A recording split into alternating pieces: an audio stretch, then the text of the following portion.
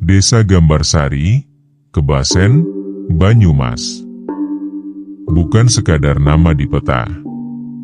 Ini adalah tempat di mana tanah sawah menyimpan ingatan lebih tua dari prasasti, di mana pohon beringin di perempatan jalan sudah menyaksikan lebih banyak kematian daripada yang bisa dihitung warga. Malam Jumat Legi di desa itu bukan malam untuk bermimpi. Ini malam ketika langit di lereng utara Pegunungan Kendeng menyembunyikan bulan, ketika angin dari arah Kali Serayu berhenti bernapas, dan ketika tanah di bawah rumah-rumah panggung mulai berbisik. Aku tahu karena aku mendengarnya. Aku mendengar semuanya di rumah kakekku, di gang kecil dekat Pasar Gambarsari yang tutup sebelum maghrib setiap Kamis. Warga mengatakan, jangan keluar. Mereka menegaskan, tutup jendela rapat-rapat. Mereka memastikan, kalau kau mendengar gamelan dari arah makam keramat, kau sudah terlambat. Karena suara itu bukan dari alat musik. Suara itu dari tulang rusuk orang mati yang digesek dengan paku keranda. Suara itu dari jeritan Nyai Darmi yang tertahan sejak zaman Belanda. Aku dulu tertawa karena statusku sebagai mahasiswa antropologi. Tapi coba kau jelaskan dengan logika. Bagaimana aroma melati bisa muncul di kamar yang terkunci? Bagaimana keranda kayu jati hitam bisa melayang 2 meter di atas sawah tebu milik Pak Karto? Bagaimana aku bisa mendengar namaku disebut dari dalam lubang di bawah pohon beringin Duku Kali Putih? Aku tidak percaya pada hantu. Tapi hantu di Gambarsari percaya padaku. Sekarang kau mendengar dan menonton cerita ini. Mungkin kau menganggapnya hiburan. Tapi coba kau lihat ke jendelamu. Apakah kau mencium aroma melati? Itu pertanda keranda terbang telah datang untuk menjemputmu.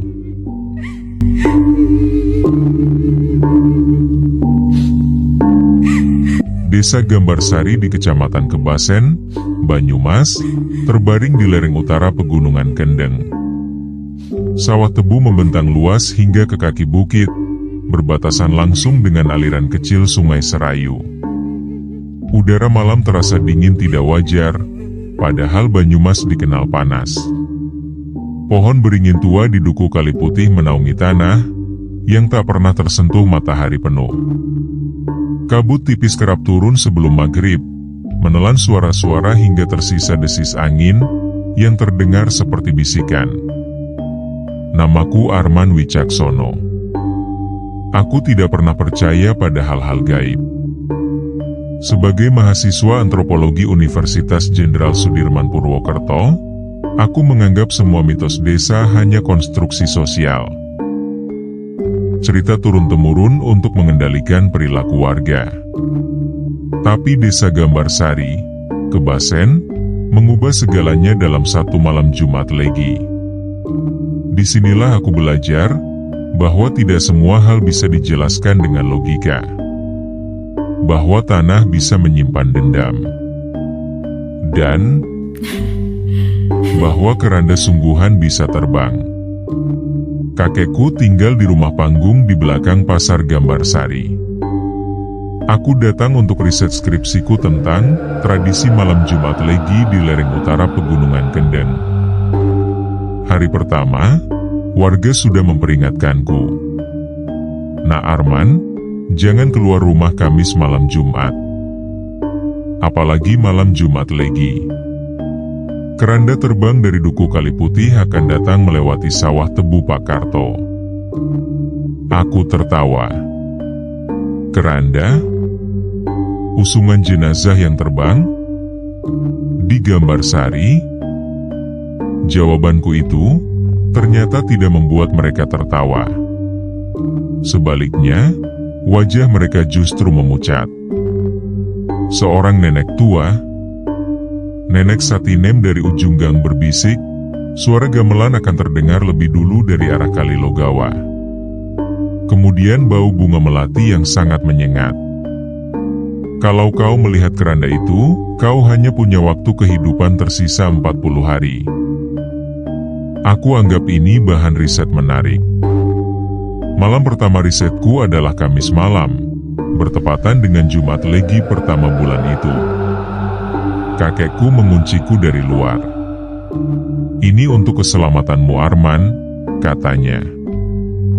Dulu tahun 1965, temanku 3 orang mati semua karena melihat keranda terbang itu. Tapi aku sudah menyiapkan rekaman suara di beranda belakang yang menghadap ke arah timur, arah Duku Kaliputih dan makam keramat. Aku buka jendela kamar, menunggu dengan perekam digital di tangan. Aku pikir paling-paling hanya suara angin dari lereng pegunungan Kendeng. Jam menunjukkan pukul 23.47. Aroma melati tiba-tiba memenuhi kamarku. Padahal aku tidak punya bunga melati di kamar. Tidak ada tetangga yang menanam melati. Aku sudah survei saat pertama kali masuk desa ini.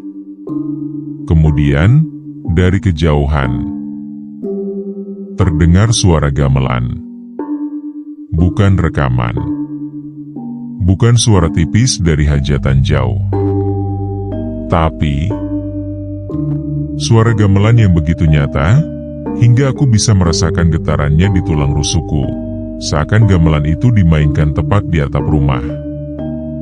Jantungku berdegup kencang. Aku pikir itu hanya kebetulan. Tapi kemudian sesuatu melayang melewati jendelaku. Tinggi sekitar 2 meter dari tanah sawah di belakang rumah. Sebuah keranda.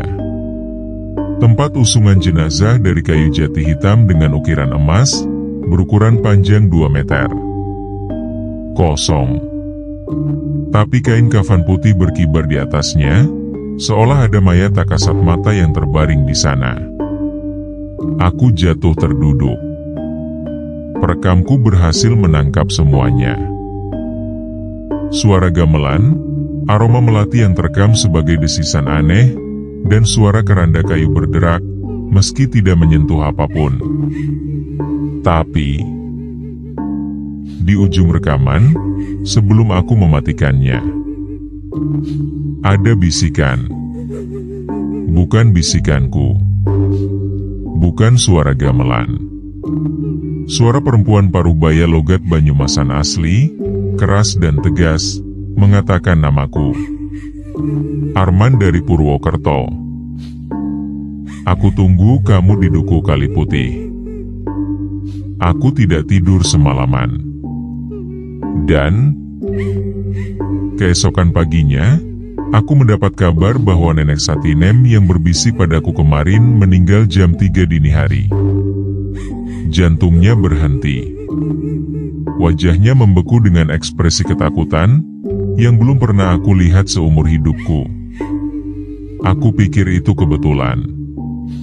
Tapi malam itu, dalam tidurku, aku melihat jam waker di samping tempat tidurku berdetak mundur. 40 hari tersisa umur hidupku. Di layar jam itu terpampang nama, gambar Sari, Kebasen, Banyumas. Aku tidak memasang alarm itu. Aku bahkan tidak tahu jam wakerku bisa menampilkan tulisan. Siapa yang memulainya?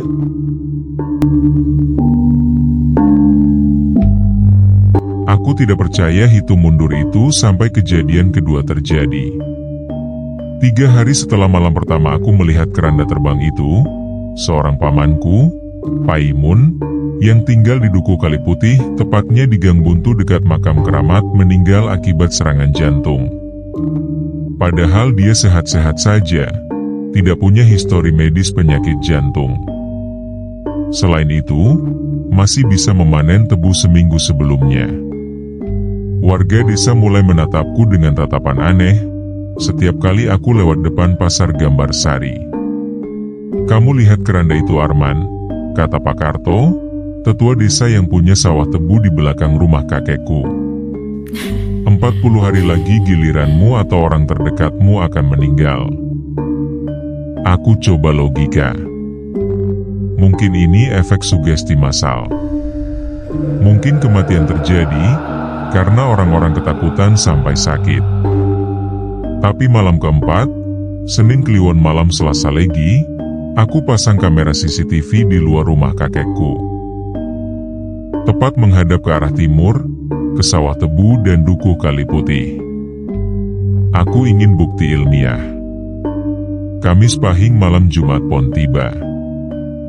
Jam 23.30. Suasana di kampung kakekku terasa sunyi.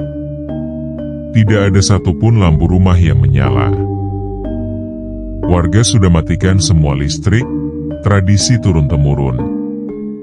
Aroma melati kembali. Lebih pekat dari sebelumnya, seperti ada ribuan bunga melati yang dibakar di depan hidungku. Suara gamelan bergema lebih keras, sampai-sampai aku bisa melihat gelas di meja bergetar. Kamera menangkap gambar kabur. Seperti ada gangguan elektromagnetik yang parah. Tapi jelas terlihat bentuk keranda melayang di atas sawah tebu milik Pak Karto. Dan di atas keranda itu ada satu sosok. Bukan mayat biasa. Sosok itu duduk di atas keranda, bersila, dengan kebaya putih lusuh berjarik batik kaung coklat bergaya Jawa kuno. Aku perbesar gambarnya di laptopku. Sosok itu tidak utuh. Tubuhnya membusuk tapi matanya utuh. Dua bola mata merah menyala. Menatap langsung ke lensa kamera. Mulutnya bergerak, seperti berbicara. Aku putar suaranya pelan-pelan dengan software editing. Dia mengulang kata yang sama. Kembalikan keris pusakaku, kembalikan ke dukuh Kali Putih. Aku tidak mengerti. Kembalikan apa? Aku tidak pernah mengambil apapun dari desa ini. Aku bahkan baru pertama kali ke Gambarsari. Keesokan harinya aku cari sejarah desa di kantor kelurahan Gambarsari. Pak Lurah Slamet Prabowo enggan memberiku akses. Tapi aku tak kehilangan akal, aku hubungi kenalan di Dinas Arsip Banyumas di Purwokerto. Aku minta tolong dia mencari catatan masa kolonial. Yang dia temukan sungguh mengerikan. Dalam catatan Belanda tahun 1910, disebutkan desa Gambarsari dulu punya seorang dukun wanita bernama Nyai Darmi dari dukuh Kali Putih. Dia dipercaya menjaga makam keramat leluhur. Ironisnya, dia dituduh mencuri pusaka kerajaan. Keris Kiai Sengkelat. Karena itu, dia dihukum mati tanpa pengadilan oleh Pamong Praja Pribumi yang bekerja sama dengan Belanda. Mayatnya tidak pernah ditemukan. Tapi, catatan itu menyiratkan Nyai Darmi dikubur hidup-hidup di bawah pohon beringin di dukuh Kali Putih dengan keris Kiai Sengkelat ditancapkan di dadanya. Yang lebih mengerikan, catatan itu menyebut sejak peristiwa tragis itu. Setiap 40 hari setelah seseorang melihat keranda terbang di atas sawah tebu Gambarsari, orang tersebut akan ditemukan tewas dengan ekspresi wajah sangat ketakutan. Tidak ada luka. Tidak ada tanda kekerasan. Hanya mati ketakutan. Sudah 27 korban tercatat sejak 1910 hingga 1942. Setelah itu Belanda pergi, pencatatan berhenti. Tapi warga desa bilang korban terus berjatuhan hingga saat ini. Malam itu aku bermimpi lagi. Jam waker di sampingku menunjukkan angka 37 hari tersisa. Dan di luar jendela yang menghadap ke timur, ke arah dukuh Kali Putih, aku mendengar suara gamelan yang tidak pernah berhenti, meski aku sudah bangun dari tidur. Suara itu terus berbunyi. Dan aroma melati semakin pekat hingga aku mual. Aku mencabut semua perangkat elektronik di kamarku. tapi suara gamelan tetap terdengar. Dari mana? Kemudian aku sadar, suara itu bukan dari luar. Suara itu dari dalam kepalaku. Dan itu berarti keranda terbang sudah memilihku. Bukan sebagai korban biasa, tapi sebagai sesuatu yang lain. Sesuatu yang lebih mengerikan.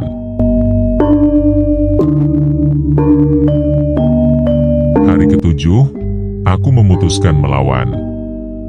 Aku tidak akan diam sampai mati ketakutan seperti para korban sebelumnya, atau seperti Paman Paimun yang meninggal dengan mata melotot.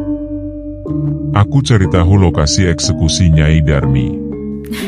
Menurut catatan arsip dan penuturan warga tua, tempatnya di Duku Kali Putih, di balik perkebunan tebu milik Pak Karto, dekat aliran kecil anak Kali Logawa. Aku ajak dua teman kuliahku dari Purwokerto, Rina Lasmini dan Bayu Chandrabumi, yang kebetulan sedang liburan. Aku pikir dengan tim, aku lebih aman. Tapi, aku tidak tahu bahwa mereka akan menjadi sasaran berikutnya. Kami berangkat Kamis wage siang, nekat sebelum malam tiba. Jalan menuju Duku Kali Putih hanya setapak tanah di antara tebu-tebu yang lebih tinggi dari kepala orang dewasa. Gelap meski masih jam 3 sore. Pohon beringin besar di ujung duku menutupi matahari. Udara terasa dingin tidak wajar. Padahal Banyumas terkenal panas. Di sela-sela pohon, aku melihat gundukan tanah. Bukan makam biasa. Tidak ada nisan, tidak ada tanda. Tapi, di setiap gundukan, ada kain kafan putih yang menjulur keluar dari tanah seperti akar. Ini kuburan massal, bisik Rina, suaranya gemetar. Apakah ini kuburan para korban Nyai Darmi? Dengan kamera DSLR-nya, Bayu mengambil banyak foto. Tapi, setiap kali dia mengambil gambar, hasil fotonya buram. Seperti ada asap tipis di depan lensa. Kecuali satu. Foto terakhir yang dia ambil sebelum kameranya mati total. Aku lihat foto itu. Di latar belakang, di antara pohon-pohon beringin, berdiri sesosok perempuan dengan kebaya putih lusuh berjarik batik kaung coklat. Wajahnya tidak terlihat, karena tertutup rambut panjang hitam yang tergerai. Tapi, kakinya tidak menyentuh tanah. Melayang 5 cm di atas rumput ilalang. Kita pergi sekarang, kataku tegas. Tapi, peringatanku itu terlambat. Bayu berteriak. Tangannya berdarah. Seperti dicakar sesuatu. Padahal tidak ada apapun di sekitarnya. Aku lihat luka di lengannya. Dalam, 4 garis sejajar. Cakar. Tapi cakar apa? Tidak ada harimau di Banyumas sejak tahun 1950-an. Kami lari menembus kebun tebu. Rina tersandung akar pohon beringin yang menjulur keluar tanah. Saat aku membantunya berdiri, aku lihat di balik bahuku. Keranda terbang melayang tepat di atas kami. Kali ini kerandanya tidak kosong. Ada mayat di atasnya. Mayat perempuan dengan kebaya putih lusuh dan berjarik batik kaung coklat. Nyai Darmi. Dia tersenyum. Mulutnya terbuka lebar, melebihi batas normal manusia. Sampai ke telinga. Dari mulutnya keluar suara gamelan, tapi kali ini disertai suara tangisan bayi. Bayu jatuh pingsan, karena kehilangan banyak darah. Rina menangis histeris. Aku seret Bayu keluar dari kebun tebu, melewati pasar gambar sari yang sudah tutup, sampai ke rumah kakekku pada jam 7 malam Jumat Kliwon. Tapi Bayu tidak sadarkan diri. Lukanya membusuk dalam hitungan jam. Berwarna hitam kehijauan, mengeluarkan bau seperti bangkai. Malam itu, Bayu meninggal di kamar tamu rumah kakekku. Tidak ada penjelasan medis. Jantungnya berhenti pukul 23.47. Waktu yang sama persis dengan kemunculan keranda pertama kali. Wajahnya membeku dalam ekspresi ketakutan, sama seperti nenek Satinem dan paman Paimun. Sementara jam waker di samping tempat tidurku yang tidak pernah aku sentuh berdetak. 33 hari tersisa. Di layarnya terpampang Dukuh Kali Putih, gambar sari, Kebasen.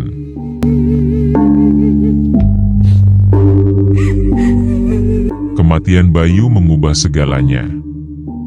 Rina trauma berat dan memilih pulang ke Jakarta. Aku dilarang polisi sektor Kebasen mendekati Dukuh Kali Putih lagi.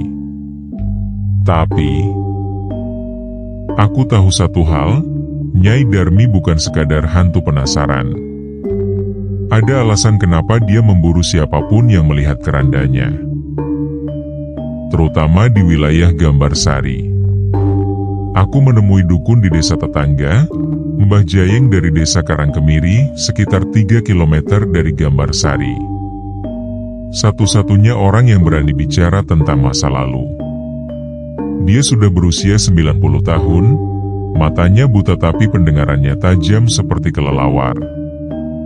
Aku datang malam hari, diam-diam, karena warga Gambar Sari mulai memusuhiku. Mereka bilang aku, orang luar pembawa sial. Mbah Jayeng duduk di teras rumahnya yang sederhana menghadap ke sawah. Begitu aku duduk di sampingnya, aroma melati tiba-tiba tercium. Tapi Mbah Jayeng tidak panik. Dia hanya berkata, dia sudah dekat dengan Muna Arman. Kau membawa sesuatu yang menjadi miliknya. Aku tidak mengambil apapun Mbah, kataku frustrasi. Tidak mengambil secara sengaja, jawab Mbah Jayeng. Ibumu itu saudaranya Paimun yang meninggal kemarin. Pada tahun 1965, Paimun ikut membongkar makam Nyai Darmi di Dukuh Kali Putih, bersama kakekmu dan temannya. Semua sudah mati. Tersisa kakekmu yang masih hidup karena menyimpan keris pusaka itu. Aku terdiam. Kakekku tidak pernah menceritakan apapun tentang ini. Kerisnya sekarang ada di mana? Tanyaku. Di bawah tempat tidur Munak, jawab Mbah Jayeng. Kakekmu yang menyembunyikan. Dia tidak tahu kalau keris itu penyebabnya. Setiap malam Jumat Legi, keris itu mengeluarkan suara gamelan. Nyai Darmi memanggil kerisnya kembali. Dan siapapun yang tidak sengaja melihat keranda orang itu dianggap pencuri baru yang harus dihukum mati. Aku pulang dengan perasaan campur aduk. Di kolong tempat tidur kakekku di rumah, aku temukan peti kayu jati kecil bertuliskan aksara Jawa. Aku buka. Keris itu ada di sana berukuran sedang. Bilahnya berkelok 11, warangka kayu hitam. Tapi begitu aku menyentuhnya, suara gamelan meledak di telingaku. Tangisan bayi, suara perempuan menjerit, dan aroma melati yang sangat pekat hingga membuatku muntah darah di lantai kamar. Di bilik kamar mandi, aku lihat cermin. Wajahku masih sama. Tapi di balik bahuku, Nyai Darmi berdiri. Rambutnya basah. Matanya merah. Kembalikan keris Kiai Sengkelat ke Dukuh Kali Putih, bisiknya. Suaranya seperti 1000 lalat berdengung bersamaan. Aku tidak bisa bernapas. Ketika aku berbalik, dia sudah hilang. Tapi di lengan kanan bawahku, muncul luka cakar baru tanpa aku merasakan apapun. 4 garis sejajar, hitam pekat, mengeluarkan bau melati busuk. Sama seperti luka Bayu. Sekarang aku tahu, ini bukan lagi tentang melihat keranda. Ini tentang mengembalikan keris Kiai Sengkelat ke dada Nyai Darmi di Dukuh Kali Putih. Tapi, bisakah aku melakukannya sebelum waktuku habis?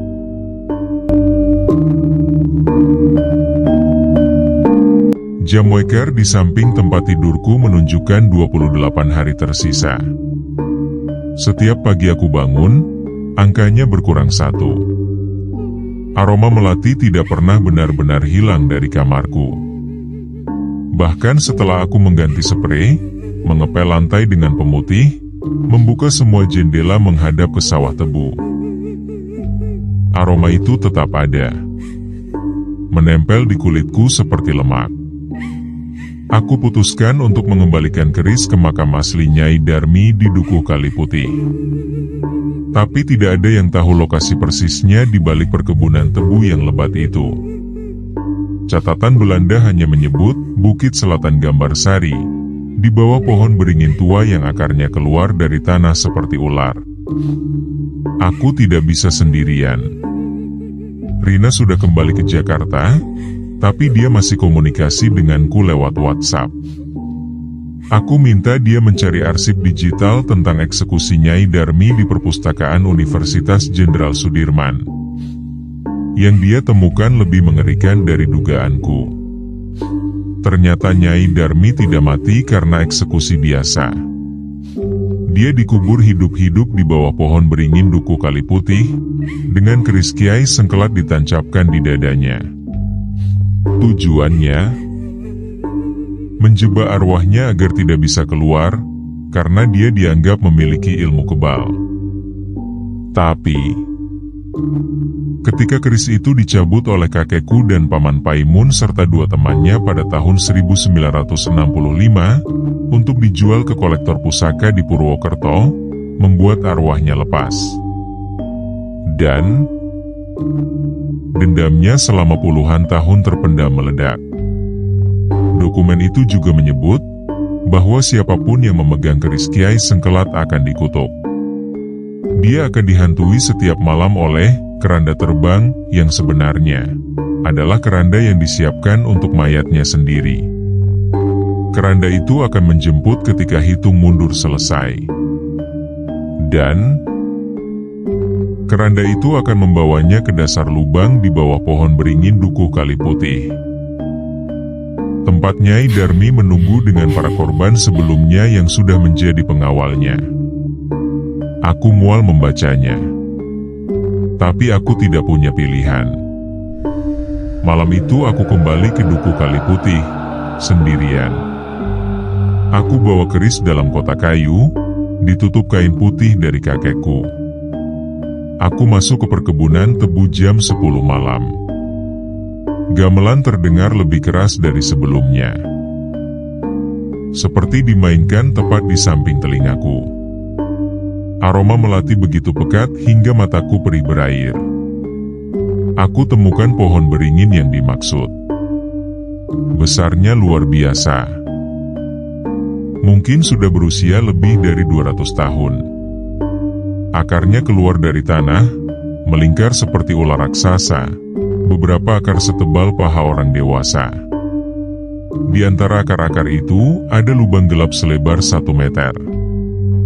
Lubang itu mengeluarkan udara dingin, seperti kulkas. Dari dalam lubang, aku dengar suara isak tangis. Suara perempuan. Bukan 1, tapi puluhan. Kembalikan, suara itu bukan bisikan lagi. Itu teriakan dari dasar lubang. Tapi aku tidak bisa mengembalikan keris ke lubang itu sendirian. Begitu aku mendekat, tanah di sekitar lubang bergerak. Puluhan tangan membusuk menjulur keluar dari tanah ilalang, meraih kakiku. Aku jatuh. Keris terlepas dari tanganku.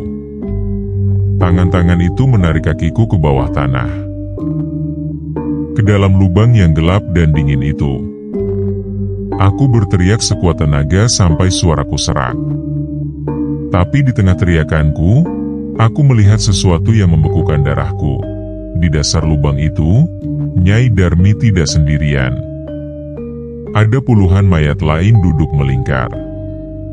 Semua korban keranda terbang dari tahun 1965 hingga sekarang. Mereka semua masih hidup dalam keadaan mati. Mata mereka terbuka, mulut mereka menjerit tanpa suara, tubuh mereka membusuk tapi bergerak.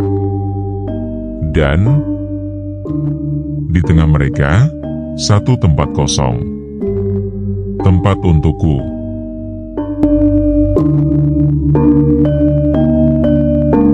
Aku selamat karena kakekku datang. Entah bagaimana dia tahu aku pergi ke Duku Kali Putih. Mungkin dia mendengar suara gamelan dari rumah. Dengan parang di tangan kanan dan sesajen lengkap di tangan kiri berupa kemenyan, bunga setaman, dan nasi tumpeng, dia mengusir tangan-tangan itu. Tapi kakekku membayar mahal. Wajahnya pucat, napasnya sesak seperti orang yang baru lari maraton. Nah Arman, katanya terbata-bata, ini salahku. Aku yang mengambil keris itu tahun 1965. Aku yang menyebabkan semua ini. Di rumah, setelah kami berdua selamat, kakekku menceritakan semuanya. Tahun 1965, dia dan 3 pemuda desa yaitu Paimun, Karto, yang sekarang punya sawah tebu itu, dan Sastro membongkar makam Nyai Darmi. Karena desa butuh kayu jati dari peti mati untuk membuat pintu balai desa. Mereka tidak sengaja menemukan keris Kiai Sengkelat di dada mayat Nyai Darmi. Kakekku mengambilnya karena mengira itu benda pusaka biasa yang bisa dijual pada kolektor barang antik. 3 temannya. Karto, ayah dari Pak Karto yang mewarisi sawah tebu, dan Sastro. Meninggal satu persatu dalam 40 hari setelah melihat keranda terbang pertama kali. Paman Paimun selamat lebih lama, karena ikut menyembunyikan keris. Tapi akhirnya meninggal minggu lalu setelah keris itu berpindah ke aku. Kakekku selamat, karena menyimpan keris itu di bawah tempat tidurnya. Entah bagaimana keris itu melindungi pemiliknya tapi juga mengutuknya. Tapi nak, kau sekarang yang memegang kerisnya. Kutukan itu pindah kepadamu, kata kakekku. Aku sudah tua. Aku siap mati. Tapi kau masih muda. Satu-satunya caranya hanya mengembalikan keris ini ke dada Nyai Darmi. Tapi tidak bisa sembarangan. Harus dengan ritual. Ritualnya sangat mengerikan, ujar Mbah Jayeng menjelaskan keesokan harinya saat kutemui di rumahnya. Menurut dia, keris harus ditancapkan kembali ke jantung Nyai Darmi di dalam lubang bawah pohon beringin Dukuh Kali Putih. Tapi Nyai Darmi tidak akan diam. Dia akan melawan dengan seluruh arwah pengikutnya. Dan orang yang menancapkan keris itu harus rela membayar dengan sesuatu yang setara dengan nyawa, bisa darah, kenangan, atau sebagian jiwanya. Tanpa itu, keris tidak akan menancap dan Nyai Darmi akan bangkit untuk selamanya. Aku tidak punya banyak waktu. Jam waker di sampingku menunjukkan 21 hari tersisa. Tapi malam itu juga, sebelum aku sempat memutuskan, kakekku menghilang dari rumah. Aku temukan dia di halaman belakang yang menghadap ke sawah tebu, berdiri kaku menghadap ke timur. Ke Dukuh Kali Putih. Matanya putih semua, tidak ada iris, tidak ada pupil. Suaranya bukan suaranya. Suara itu berat, perempuan, logat Banyumasan kuno, penuh amarah. Kalau kau tidak mengembalikan keris Kiai Sengkelat ke dalam dadaku, kakekmu yang akan kubawa dulu ke dalam lubang. Aku jadikan penjagaku menggantikan posisimu. Kakekku jatuh pingsan di atas tanah ilalang. Aku tahu sekarang Nyai Darmi tidak akan menungguku sampai hari ke-40. Dia akan mulai mengambil orang-orang yang aku cintai satu persatu, dimulai dari kakekku. Aku harus bertindak sekarang. Tapi, bagaimana caranya aku melawan arwah yang sudah membunuh puluhan orang dan memiliki pasukan mayat hidup di bawah pohon beringin?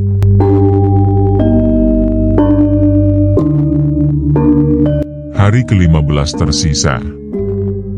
Aku mempersiapkan semuanya. Mbah Jayeng memberiku 3 benda, kendi berisi air dari 7 mata air di lereng Gunung Slamet, kain kafan yang sudah didoakan selama 40 hari 40 malam di makam keramat Karangkemiri, dan segenggam tanah dari makam leluhur Gambar Sari. Kau harus masuk ke lubang itu, katanya. Tancapkan kerisnya ke dalam dada Nyai Darmi. Jangan melihat matanya. Jangan bernapas kalau dia mendekatimu. Tapi aku punya rencana sendiri. Aku tidak akan masuk sendirian. Aku akan membawa kamera tubuh. Action kamera yang kupinjam dari teman di Purwokerto. Bukan karena aku ingin viral. Tapi karena aku yakin Nyai Darmi bukanlah hantu jahat sejati. Dia korban. Korban ketidakadilan kolonial. Mungkin ada cara untuk melepaskannya, tanpa harus melukai dia lagi. Malam Jumat Legi berikutnya tiba. Aku berdiri di depan lubang pohon beringin Duku Kaliputih jam 12 malam tepat. Suara gamelan berbunyi begitu keras hingga daun-daun beringin berguguran seperti hujan. Keranda terbang melayang di atasku. Kali ini kerandanya tidak sendiri. Ada 40 keranda lain mengikuti di belakangnya, melayang berbaris seperti iring-iringan jenazah. Di keranda utama, duduk Nyai Darmi dengan sempurna. Matanya merah menyala seperti bara api. Dari mulutnya keluar ratusan lalat hitam yang langsung terbang ke arahku. Aku turun ke lubang. Tanah di sekitarku hidup. Puluhan tangan membusuk meraihku dari dinding lubang. Tapi aku sudah mengolesi seluruh tubuhku dengan air dari 7 mata air. Tangan-tangan itu mundur seperti terkena setrika panas. Aku terus berjalan ke dasar lubang. Suhu udara turun drastis. Napasku berubah jadi uap putih seperti di kulkas. Bau anyir darah dan bunga melati bercampur jadi aroma yang membuatku ingin pingsan. Di dasar lubang, aku melihat Nyai Darmi. Tidak seperti bayangan yang duduk di atas keranda, yang menyeramkan dengan mata merah dan lalat. Nyai Darmi di sini berbeda. Dia duduk bersila di atas tahta dari tulang belulang. Dia menangis. Tubuhnya utuh. Wajahnya cantik, tapi penuh kesedihan yang dalam. Di dadanya, ada lubang bekas keris seukuran jari telunjuk. Darah hitam masih menetes, meski sudah lebih dari 1 abad. Kembalikan kerisku itu, nak, katanya, kali ini bukan dengan marah, tapi dengan putus asa yang memilukan. Aku sudah lelah tinggal di sini. Sudah 117 tahun aku menunggu. Aku angkat keris Kiai Sengkelat. Tangan gemetar hebat. Aku tahu apa yang harus kulakukan menurut Mbah Jayeng. Tapi di detik terakhir, aku tidak menancapkan keris ke dadanya. Aku melakukan hal gila. Aku memeluknya. Aku rangkul mayat yang sudah membusuk selama lebih dari 1 abad itu. Aku rasakan dinginnya merasuk sampai ke sumsum tulangku. Suhu di sekitarku meledak dingin. Jauh lebih dingin dari es. Nyai Darmi menjerit dengan suara yang memecahkan gendang telingaku. seluruh lubang bergetar seperti gempa. Para arwah korban di sekelilingku ikut menjerit serempak. Aku merasa kulitku membeku, organ dalamku terasa seperti dihancurkan oleh tangan raksasa. Tapi, aku tidak melepaskan pelukan itu. Aku berbisik di telinganya yang sudah membusuk, "Nyai Darmi, saya mohon maaf. Saya akan mengembalikan keris Anda. Tapi tidak seperti yang dipikirkan orang banyak. Anda tidak pantas diperlakukan seperti ini. Anda juga manusia." Dan kemudian semuanya berhenti.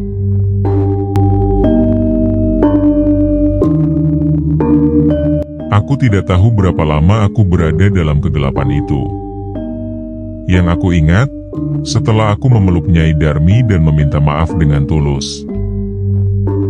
Bukan sekadar ritual, tapi permintaan maaf dari hati. Aku mendengar suara gamelan berubah. Tidak lagi menakutkan. Tidak lagi memekakan telinga.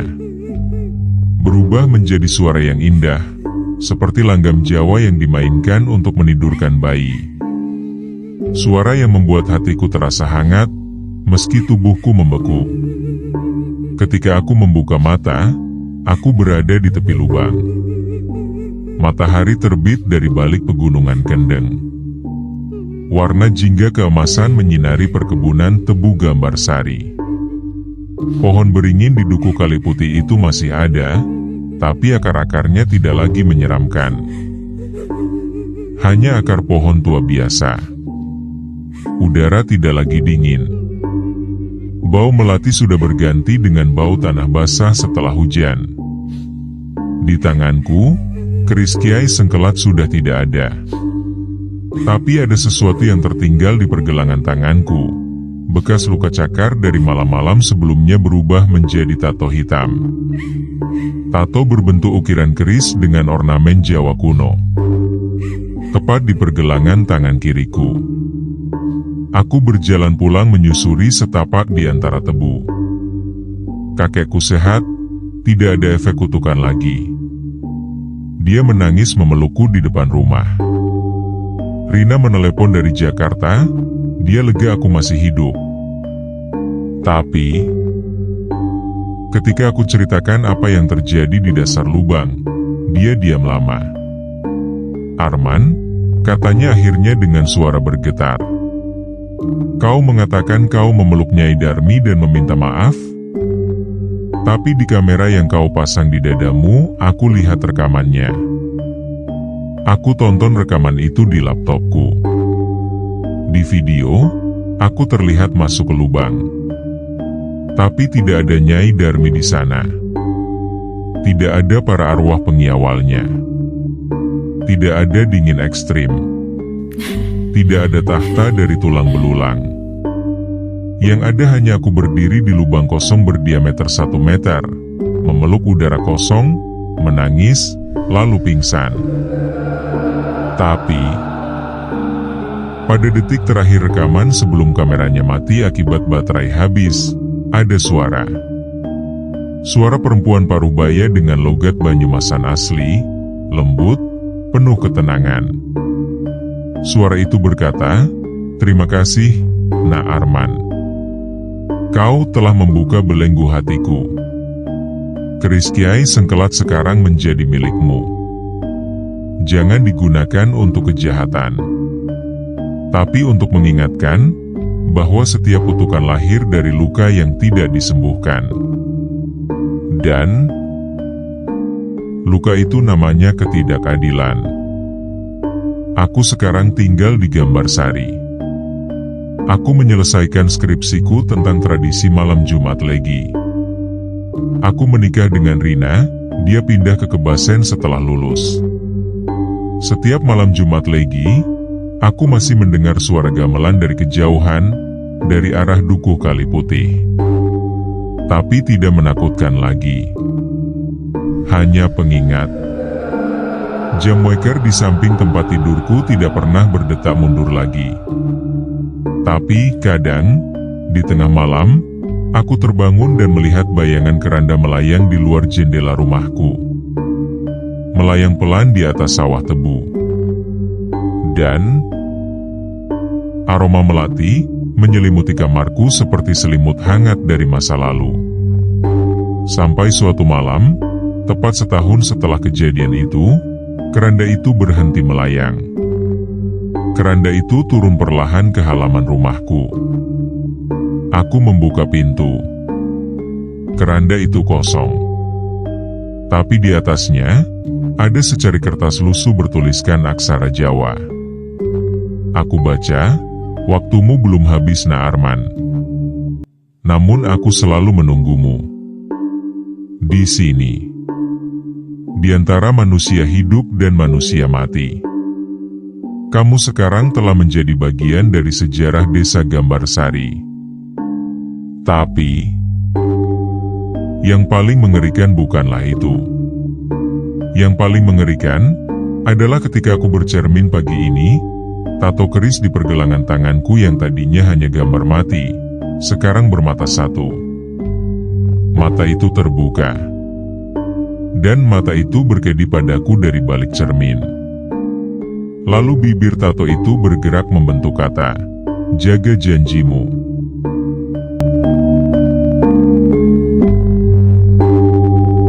Tiga tahun sudah berlalu sejak malam terakhir di Lubang Beringin Dukuh Kali Putih. Aku sekarang menjadi dosen antropologi di Universitas Negeri di Jawa Tengah.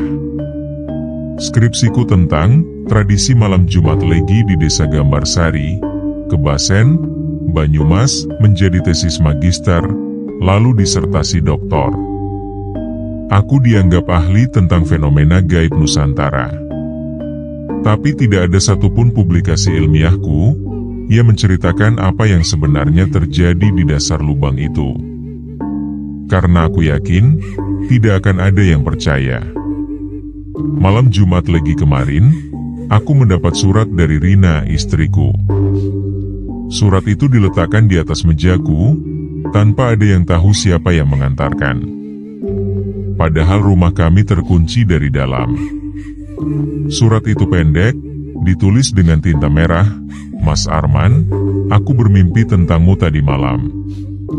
Kau berdiri di depan cermin kamar mandi. Tapi cermin itu tidak memantulkan wajahmu. Yang terpantul adalah keranda. Keranda yang sama seperti yang kau ceritakan dulu. Tolong jaga dirimu, Mas." Aku takut. Aku tersenyum membaca surat itu. Mungkin Rina hanya terlalu lelah mengurus anak kami, yang baru berusia 1 tahun. Tapi, senyumku hilang ketika aku melihat pergelangan tanganku. Tato keris Kiai Sengkelat itu berubah. Sejak 3 tahun lalu, tato itu hanya gambar diam. Tapi sekarang tato itu tidak lagi bermata satu. Sekarang bermata dua. Dua bola mata kecil berwarna merah menyala terbuka lebar di pergelangan tanganku. Dan kedua mata itu menatapku. Menatap dengan tatapan yang sama seperti tatapan Nyai Darmi dulu. Malam itu, untuk pertama kalinya dalam 3 tahun, aku mendengar suara gamelan lagi. Tapi kali ini suaranya bukan dari kejauhan, bukan dari Dukuh Kali Putih. Suara itu dari dalam rumahku. Dari ruang kerjaku. Aku bangun dari tempat tidur, membangunkan Rina yang ketakutan. Kami buka pintu ruang kerja. Keris Kiai Sengkelat, yang seharusnya sudah lenyap di dasar lubang, kini ada di atas mejaku. Tidak ada yang membawanya masuk. Rumah terkunci. CCTV mati. Tidak ada jejak kaki. Keris itu mengeluarkan suara. Suara Nyai Darmi. Tapi tidak lagi lembut seperti terakhir kali di lubang. Suara itu keras, berat, penuh amarah yang anehnya tidak ditujukan kepadaku. Nah Arman, yang menyebabkan aku menderita selama 117 tahun bukan kamu, tapi orang-orang yang masih hidup. Orang-orang yang masih melakukan ketidakadilan. Dan, kau sekarang yang memiliki keris ini. Jangan digunakan untuk kejahatan. Tapi jangan juga diam saja. Tegakkan keadilan. Aku baru sadar sekarang. Ketika aku memeluk Nyai Darmi di dasar lubang, aku tidak menyelamatkan diriku sendiri. Aku tidak memutus mata rantai kutukan. Aku malah menerima warisan. Aku sekarang adalah penjaga keris Kiai Sengkelat. Dan keris itu haus. Bukan haus darah, tapi haus keadilan. Dan setiap malam Jumat Legi, keranda terbang akan tetap lewat di atas sawah tebu Gambarsari. Bukan untuk menakut-nakuti, tapi untuk mengingatkan bahwa ketidakadilan tidak pernah mati. Dia hanya tidur. Dan suatu saat, dia akan bangun. Pagi itu, jam waker di samping tempat tidurku berdetak mundur lagi. Tapi bukan untukku. Bukan untuk Rina. Bukan untuk anakku. Untuk seseorang yang baru saja pindah ke Gambarsari minggu lalu. Seorang mantan pejabat dari Purwokerto, yang diduga terlibat korupsi tanah warga. Dia melihat keranda terbang tadi malam dari jendela rumahnya yang baru. Aku tidak akan memperingatkannya. Aku berjalan ke cermin. Aku melihat wajahku masih sama. Tapi di balik bahuku, keranda itu melayang. Kosong. Tapi tidak menungguku. Dia menunggu mantan pejabat itu. Sekarang kau tahu rahasia desa Gambarsari, Kecamatan Kebasen, Kabupaten Banyumas. Dan, kamu yang mendengarkan dan menonton cerita ini, hati-hatilah saat malam Jumat Legi. Saat kamu mendengar suara gamelan dari kejauhan, lalu aroma melati menyergap hidungmu, jangan menoleh. Jangan buka jendela. Tapi, jika kau adalah orang yang pernah berbuat tidak adil kepada sesama, tidak ada tempat bersembunyi yang cukup aman buatmu. Karena keranda itu tidak hanya terbang di Banyumas. Keranda itu terbang dimanapun kau berada. Selamat malam. Dari kejauhan, dari arah Duku Kali Putih, suara gamelan mulai terdengar. Perlahan. Mendekat.